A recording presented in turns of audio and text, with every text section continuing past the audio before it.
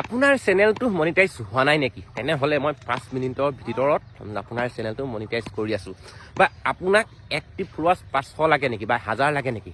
মই দি আছোঁ 5 মিনিটৰ ভিতৰত। কিন্তু এনেকুৱা ঠগবাজিয়ে যদি কোনোবাই আপোনাক কৈছে, তেনেহ'লে আপুনি সেই ঠগবাজিৰ কথা নুশুনিব। কাৰণ বেলেগৰ চেনেলটো বেলেগে মনিটাইজ কৰি দিবলৈ নোৱাৰে। বা আপুনি আপোনাৰ যেতিয়া এংগেজমেণ্ট আহিব, সেইটো চেনেলটো নিজেই মনিটাইজ কণ্টেণ্ট মনিটাইজেশ্যন ছেটআপটো আপোনাৰ তালৈ আহিব।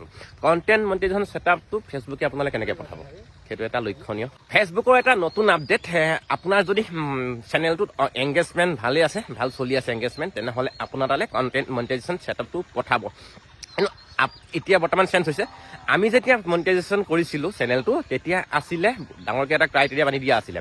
কিন্তু 5000 ফলোৱাৰ্ছ হ'ব লাগিব, 60 দিনত 60,000 মিনিট ৱাটচ টাইম লাগিব আৰু সেই চেনেলটোত 3 মিনিটৰ ওপৰত 5টামান ভিডিঅ' থাকিব লাগিব। তেতিয়া আপুনি মনিটাইজেশ্যন এপ্লাই কৰিব লগীয়া হৈছিলে। আমি মনিটাইজেশ্যন এপ্লাই কৰি বস্তুবিলাক ৰিভিউত পঠাইছিলে আৰু 24 ঘণ্টা বা 48 ঘণ্টাৰ ভিতৰত সেই ৰিভিউৱে কি যদি ভাল পাইছিলে, যদি আমাৰ তাত একো কণ্ডিশ্যন নাছিলে, তেতিয়া আমাক মনিটাইজেশ্যন কৰি দিছিলে। কিন্তু এতিয়া ফেচবুকে নতুন আপডেট, তেওঁলোকে নিজে ৰিভিউ কৰিব আৰু নিজে আপোনালৈ তাৰ কণ্টেণ্ট মনিটাইজেশ্যন ছেটআপটো পঠাই দিব।